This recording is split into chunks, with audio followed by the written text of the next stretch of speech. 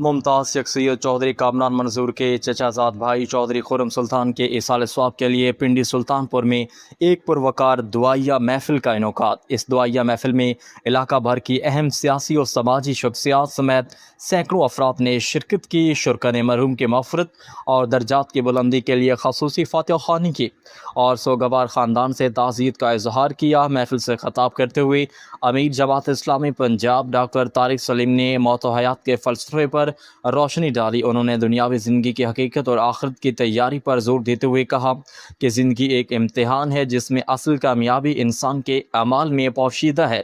Doctor Tariq سلیم نے والدین بالخصوص والد کے عظیم رشتے اور معاشرے میں ان کے بلند مقام کو اجاگر کیا۔